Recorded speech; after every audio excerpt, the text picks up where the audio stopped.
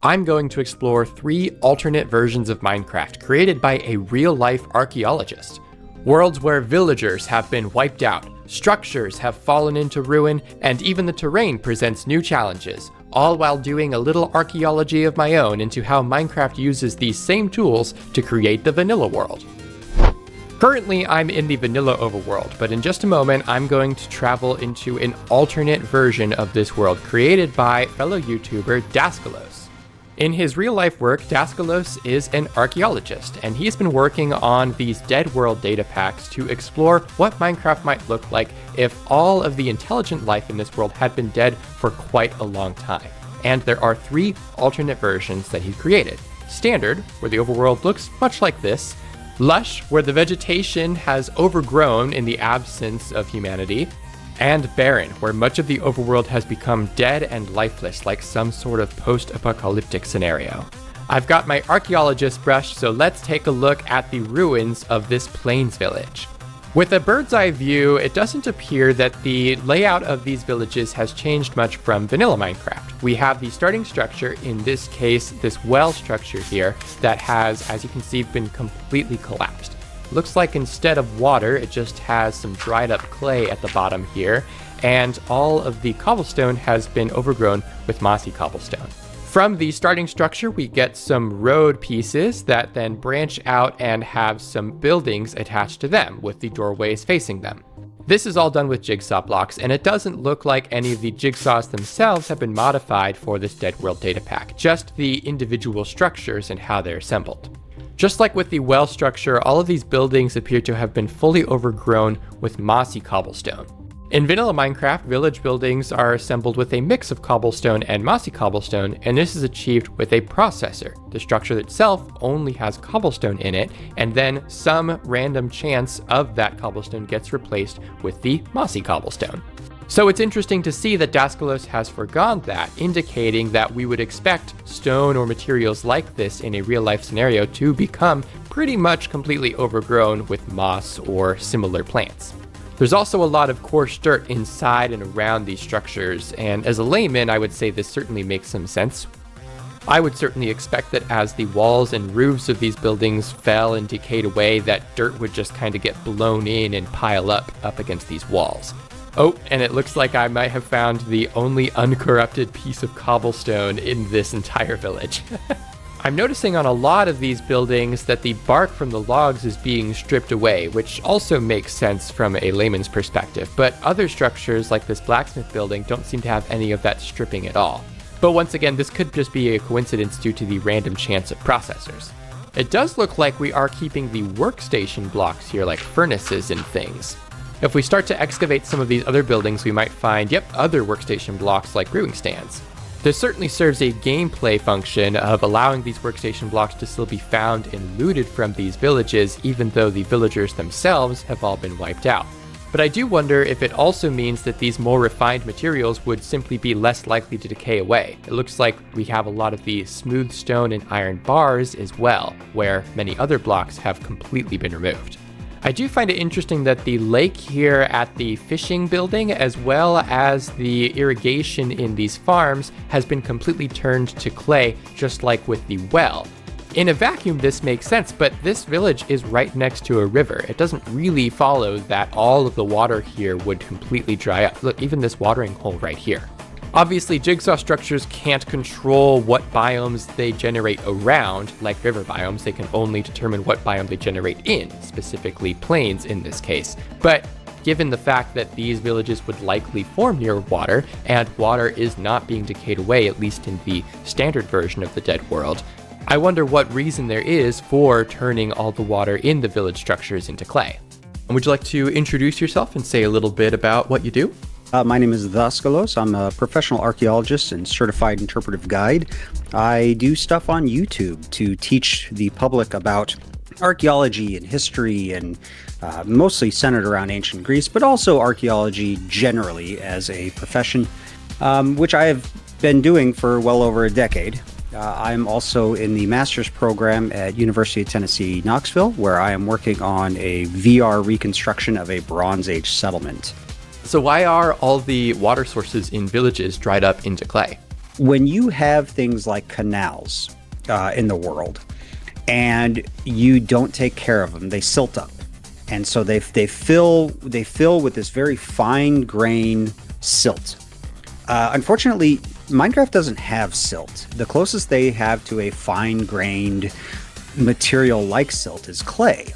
That's kind of what we experience in the real world, especially in places like the American Southwest, where we find when we dig, sometimes we'll hit a cross section of a canal and there will be multiple layers of this canal, the same shape, just all the way down, because it keeps getting silted up and they keep clearing it out. And so I definitely wanted to show that in some way. Very cool, yeah. The Dead World data pack has also replaced witch huts. It looks like the roofs again have decayed away, as well as much of the walls and even the floor has completely caved in. And also, unlike the village, we don't get to keep the crafting table or the cauldron. This witch hut is particularly notable because in vanilla Minecraft, witch huts are a hard-coded structure. You can't just modify their structure NBT files like you can for a village building. Which means, though it's not particularly hard, Daskalos had to create an entirely new structure and make it generate instead of witch huts, or probably more accurately, make the witch hut generate a jigsaw structure that generated this structure piece, rather than the hard-coded witch hut structure type. It looks like this has had some additional ramifications that we can see by looking at this witch hut that is generated inside and under a hill. In vanilla Minecraft, witch huts can generate on top of terrain, even very far from the water here in swamps. And this is something that would be able to be replicated with a jigsaw structure too. But it looks like this is probably an intentional creative choice. I suspect the water is part of the actual structure file itself, which may mean we're meant to infer that the pieces of the witch hut that have fallen off due to decay may have drifted away like driftwood through the water in the swamp. We also see that there ends up being a small cave carved around the witch hut to make room for it. And this is done with a mechanic of custom structures called terrain adaptation, or more colloquially, bearding. When you make a jigsaw structure, you can define whether you want the structure to adapt to terrain and exactly how. And one option that we have is bearding, which carves away some of the extra surrounding terrain or adds additional terrain underneath it if it would be in water or over air, just to help it fit a little bit more naturally with the rest of the environment so you don't get a solid box of terrain around a structure that happens to generate underground. Why is so much of the witch hut gone compared to something like village buildings? So funny, Richard actually asked me something sort of similar. One of the things that you have to worry about when it comes to organics like wood or fabric or anything like that is the environment with which they're sitting. Now, if you had something like organics sitting in a very dry desert, they're not going to really rot away. They're going to dry out, and they might dry rot a little bit, but they're going to be there. And if you had them completely inundated in a very specific wet environment, they're also not going to rot. But for the witch hut, it's sitting in a swamp which has semi-stagnant water, might also get some fresh water from time to time as well. But generally speaking, you have this wooden structure just sitting in water. And so the humid environment and the wet environment is going to really eat away at that wood pretty quickly. Over time, parts of that flooring and the roof and stuff like that would collapse down. And you would sometimes be left with the posts sticking up out of the ground and maybe some pieces attached to the post. But when you have a humid environment like that, you're going to get way more degradation than you would with something like, for example, the Plains Village. Igloos are another structure that is hard-coded. However, unlike witch huts, we can modify the structure NBT files, and so I assume that's exactly what was done here. This igloo doesn't have a basement, but it does still have all the snow blocks in the general igloo ring shape, and the ceiling has just kind of collapsed in. Though I'm a little bit surprised that the walls have remained so intact, but the ceiling isn't just like creating a blob here in the middle. I wonder if the expectation is it would kind of like break up and collapse and dissolve due to falling from that distance? Not sure. This igloo has generated on a frozen river, which can happen in vanilla as well, of course, but it happens to be one that has a basement. Naturally, with the furnace and all the other decorations from the igloo gone, it makes sense that the trapdoor would be as well, but it looks like we do get to keep at least some of the ladders here. However, a lot of the tunnel has been filled in with some coarse dirt, it looks like. Oh yeah, and coming into spectator mode, there is hardly even anything to dig down for. We'll do a little excavation in here and see if the brewing stand or the chest is still here. Okay, looks like the brewing stand is, so that's good. A lot of this mossy stone brick appears to be intended to be the ceiling that's collapsed in, which does make sense. We'd expect not a lot of these blocks to be completely missing because, of course, this is not exposed to the elements quite as much. So the spawning conditions and the layout of the igloo remain unchanged, since of course the only thing that you're able to change here are the structure files. The igloo doesn't actually use jigsaw blocks, even though it behaves with similar logic. I'll mention at this point that my goal isn't necessarily to review the Dead World data pack, but rather to view vanilla Minecraft and vanilla world generation through the lens that the Dead World data pack and Daskalos as an archaeologist offers. Like witch huts, desert pyramids are a hard-coded structure. We can't just modify their structure files, and so Daskalos has had to evidently completely recreate it and replace the vanilla desert pyramids with this one. It'll be interesting to see if we find another desert pyramid and it looks exactly like this, meaning it's a static structure, or if they look slightly different because he's using jigsaw blocks or processors to modify them randomly. We do see some of the terracotta here has been replaced with red sand, and so that would be an indicator that some processors might be at play. Coming inside the open hole in the top of the pyramid, we can see that the floor of the main room has been completely removed, and it looks like even down here, yeah, you're not going to find any chests because the TNT, I think, has already been exploded is the idea. Doesn't look like there's any TNT down here, just a whole bunch of sand from the explosion. Definitely a pretty major hit from a gameplay perspective to not have access to this desert pyramid loot, but a really cool one from an archaeology perspective. This desert pyramid also happens to be nearby a desert well, which we can go take a look at. Desert wells differ from both desert pyramids and witch huts in that they are not actually structures at all. Vanilla desert wells are a worldgen feature, which means they generate as part of the biomes, just like sugarcane, cactus, and dead bushes. They're just a particularly old and hard-coded feature made to look like a structure. The fact that this is a ruined desert well is already enough of a giveaway that this is obviously a custom structure, an actual structure like the desert pyramid is, rather than a feature. But if that wasn't enough of a clue, the fact that it has this little round island around it is a dead giveaway.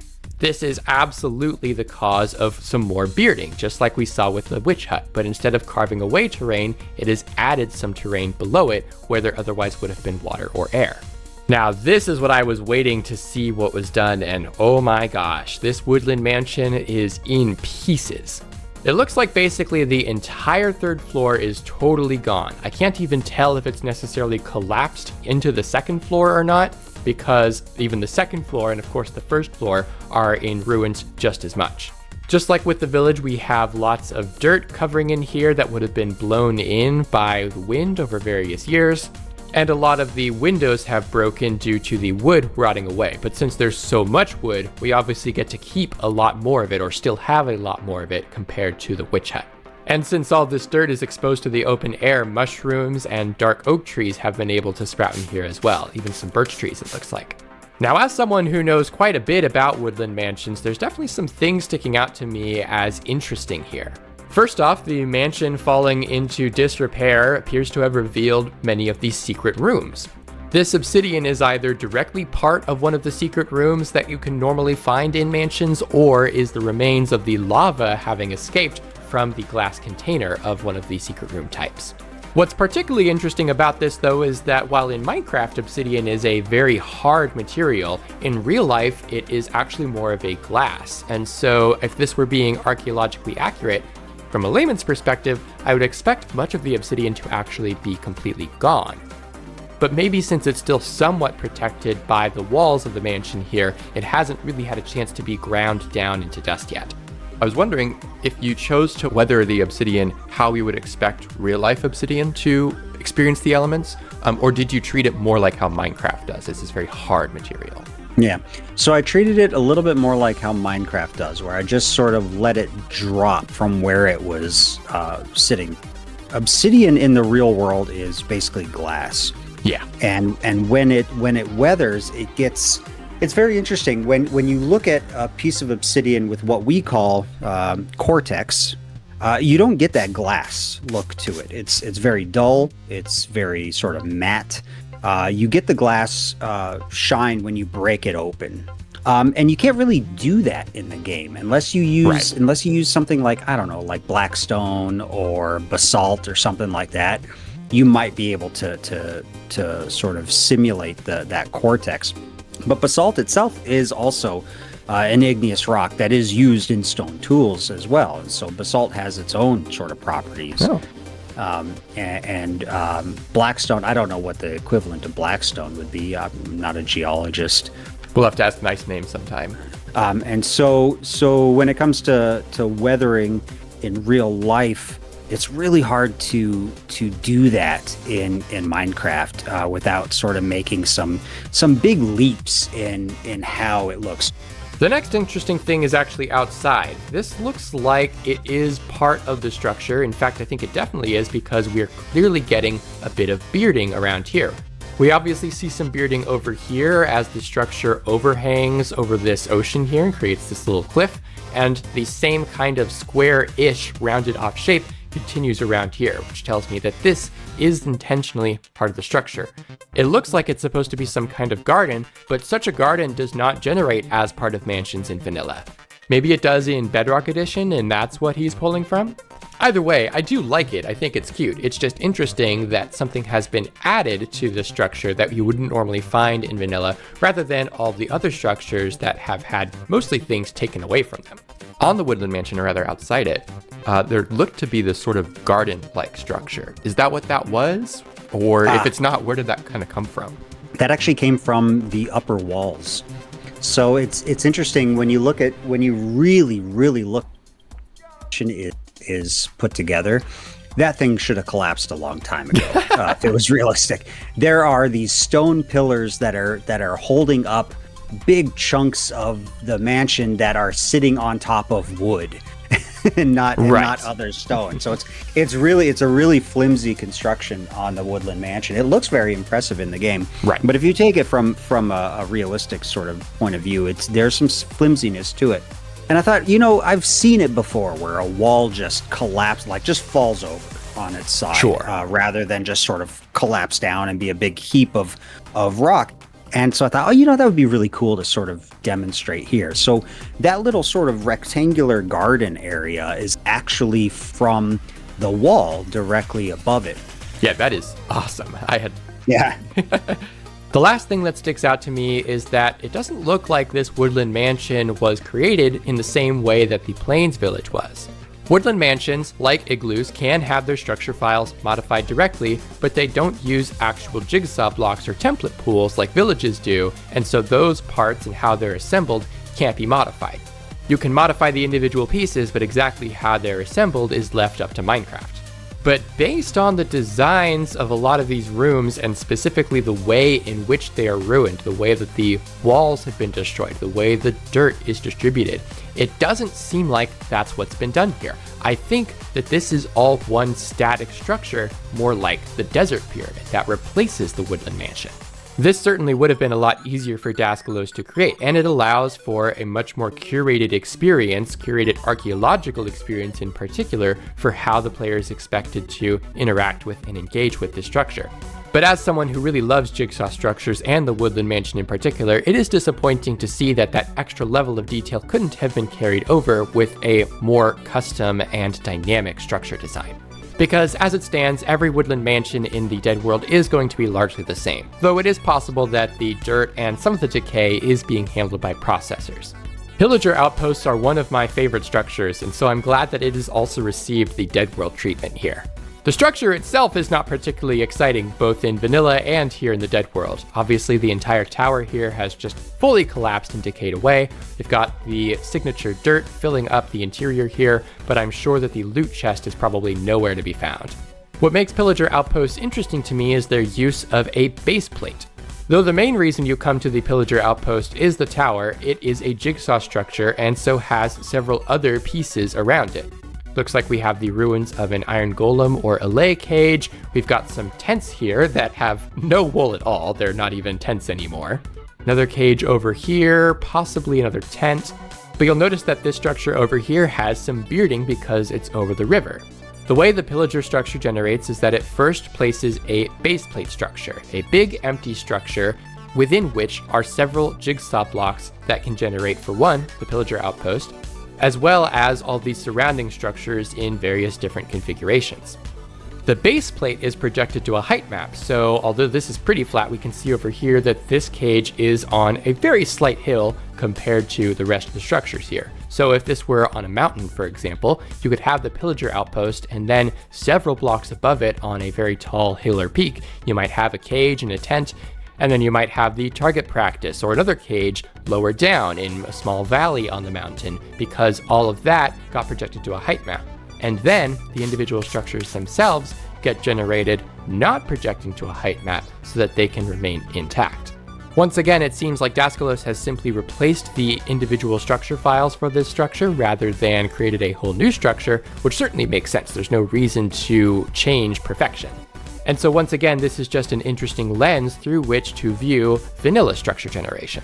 Now that we've explored the remains of some structures here in the Dead World, let's travel to an alternate version of this dimension, one where the vegetation has completely overgrown and reclaimed this world that was previously occupied by intelligent life. Right as we spawn in, we immediately get a mouthful of grass, as all the short grass has had the opportunity to grow into tall grass, and that pretty much is the case for the entire world here.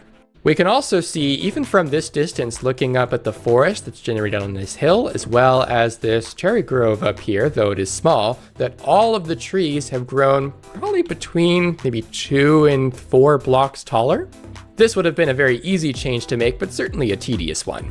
I am a little disappointed that the opportunity wasn't taken to make the foliage much wider as well. It certainly makes sense that the trees would be taller, but you'd typically expect that the branches would grow out as well, and that would be, for most of these trees, best visualized by simply having the foliage be wider.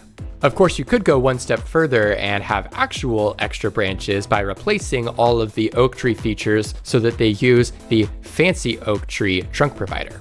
So starting with Lush, I know you said this is a data pack that Richard kind of already had, but did he give you any indication of a reason for making the trees taller, but not having wider foliage or more branches that we might expect from older trees as well? He said he wanted to keep the same Minecrafty feel with the trees. Okay. If you didn't already know, I love trees. Something else I love is vegetation patches, and it looks like we're probably using some here. It might be hard to tell here in the cherry grove, but where we have grass, looks like we also have moss blocks. And based on the irregular pattern that they're generating in, it seems like vegetation patches are probably what's being used to do this. We can see these same patches down here in this regular forest where it is way more clear. I've talked about vegetation patches recently on this channel, and I brought them up in particular as a great way to easily modify the surface of a biome, and that's clearly what's been done here. Looks like the vegetation patch simply is replacing the surface block, the grass block, with a weighted state provider of moss blocks and grass blocks. And in this case, it probably isn't placing a feature on top of the vegetation patch. It's just using it to replace the ground, which makes sense because there's already plenty of other random patches of vegetation along with the leaf litter to cover the ground. This does come with some negatives though. This is an old growth taiga biome, but quite a lot of the podzol is getting replaced by the vegetation patches that are still using the weighted state provider of moss blocks and grass blocks, rather than a variant that replaces it with moss blocks and podzol. And unfortunately, that kind of removes a lot of the identity of the old growth taiga, especially when viewed from above. The biome isn't usually entirely podzol. Much of the podzol is actually handled by an altar ground decorator of the large taiga trees. But because there are typically so many of them, it usually ends up covering quite a lot of the ground. It looks like we got lucky over here, but not so much kind of around here. Do you know if he has any plans to change the vegetation patches that are used in the old growth taiga to preserve more of the podzol? So he said that there really was no plan for the podzol, but that it really looked just too out of place With the moss. with the moss. Sure. Yeah, with the moss. Getting back into a little bit more of a review mode than I necessarily intended, I'm a little disappointed that the Mushroom Fields biome hasn't been modified at all, and indeed, the oceans don't even look that much more populated. It's possible that Daskalos simply hasn't gotten to these biomes yet. I know that the Dead World has been an ongoing project, and so there may just be more ground to cover. It doesn't look like there's been much in the way of changes to caves either. The simplest solution would probably just be to make it so that the entire underground is lush caves, though that does get into modifying the biome source, which admittedly is one of the more complicated parts of worldgen. At the very least, adding some more vegetation patches like are used in the lush caves to the floors and ceilings could be a fun way to make the caves feel overgrown just like the surface. Is there a reason the caves are mostly untouched? Could we expect to see more like lush caves over much more of the underground in the future? Yeah, so he said that that no, there was no reason, mostly untouched, but he did like the idea of more lush cave coverage, and so he's probably going to look into that and see what he thinks. But let's now travel to yet another alternate world that is very different from this one where the terrain has been completely destroyed by some kind of apocalyptic event, leaving absolutely no life or vegetation at all. Whew, yeah, this is a stark difference. I love the addition of patches of the small dry grass here, not even tall dried grass, just the regular dry grass, rather than the short or tall dry grass that we would expect from the regular overworld. It does look like Daskalos has modified the surface rule for probably most biomes to use rooted dirt instead of grass blocks. Surface rules occur as a part of worldgen after the shape of the terrain has been determined, but before the biomes start placing all of their worldgen features. They simply apply a number of changes to the solid blocks that exist in the world. And so that's how we get, of course, the surface, but also the deep slate layer underground, as well as the bedrock floor and in the nether ceiling. Replacing grass blocks with rooted dirt is a simple process, but an appreciated one. Although the grass has died, the remains of their roots would naturally be left over. Forests, of course, look appropriately desolate. It is interesting to see that there's still leaf litter on the ground around them, even though the leaves have totally gone. Certainly the leaves would have fallen onto the ground before they could decay away, and so maybe these are just the last vestiges that have yet to deteriorate. So I noticed in the Barren World, in all the forests, we still have the leaf litter on the ground around the trees, even though their foliage is gone. Is there a reason that leaf litter would still be there? Is this maybe a more recent kind of losing of leaves? Well, so I mean, the trees not having the foliage sort of tells you where the leaf litter came from. Of course. But the leaf litter sort of breaks up the ground fairly well, and it sort of adds to the idea that everything is really dead. If this were a real world, you would probably have little branches and stuff like that you could probably use for firewood or whatever. Sure. And the leaf litter sort of takes that sort of idea. We do still have crystal clear water, and again, normal amounts of clay compared to the clay that we saw in the village. We talked a bit about the clay and silt in villages. Is there a reason why rivers would not start to dry up, especially in a barren world like this, compared to those more man-made water sources? So generally speaking, rivers are pretty good at self-regulation in this world, in the real world, I should say. Like, for example, the Nile River. When the Nile River floods, it deposits silt. But the Nile River's been flowing for thousands and maybe even millions of years. Right. And it hasn't silted up yet either. And so that was sort of the point of that, was that we still wanted rivers and oceans and things. They're just dead, like everything else. Additionally, while it certainly makes sense and is easier for all these trees to just be the single straight trunk providers like their normal variants would be, the fancy trunk providers, of course, provide a much more desolate and kind of haunting feeling. We even get one singular cherry tree up in this cherry grove biome, which, even though it didn't happen to generate any branches, is just a little bit more misshapen compared to a simple straight trunk. The dark oak trees look pretty much how we would expect and turn this otherwise dark forest into any other part of the world. It removes a lot of the danger for sure, but it still definitely looks very spooky and haunting. I'm not super sure at a glance, but this doesn't look like a different amount of mushrooms than normal. I'm not really certain whether I would expect more mushrooms or less in a barren world like this. I couldn't tell, for sure one way or the other. So I'd be interested if you have an idea. Would we expect to see, having talked about mushrooms before, fewer or greater number of mushrooms in a world like the barren world that is so dead? Or maybe even more so in the Lush World where there's more life to die? That's a great question. And to be honest with you, I don't really know. That's a little bit beyond my pay grade, to be honest. Because you could probably argue both ways. Right. I think that would be something that what are they called? Mycologists, I guess. Yes. I would have to look at and tell me.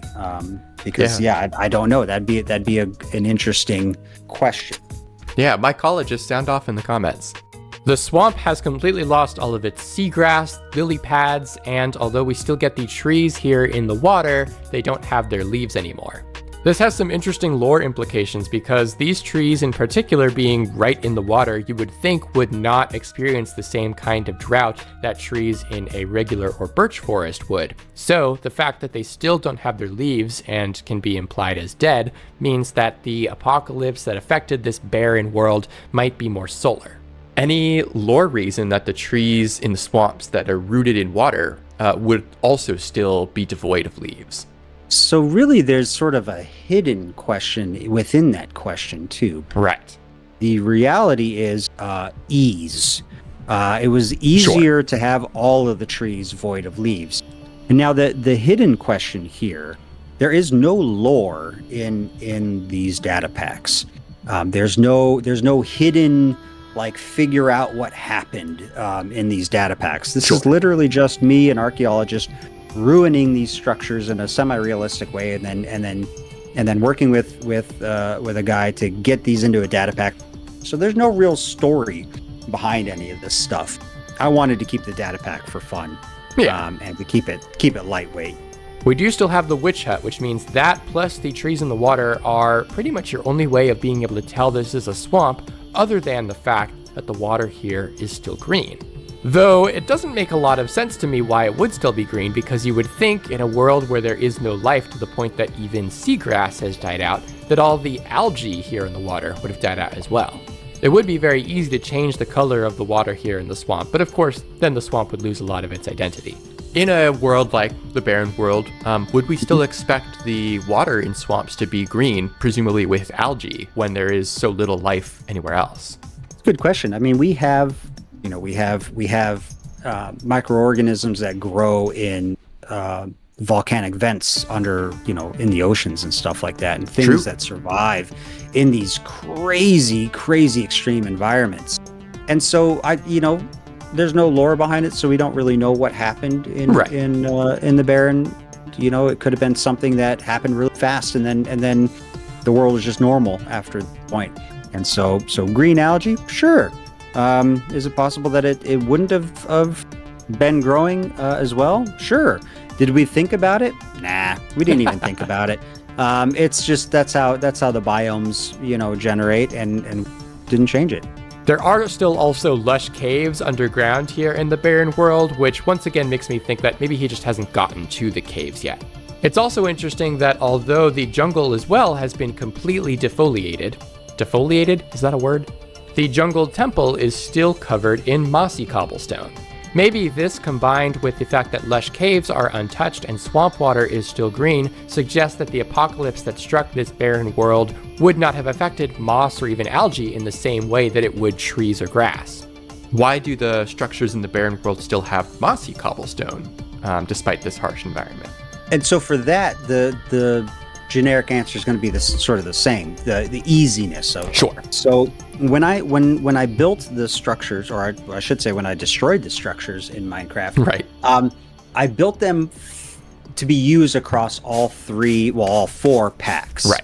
So at the time there was only 3 packs, so 2 of the 3 packs still had vegetation. Right.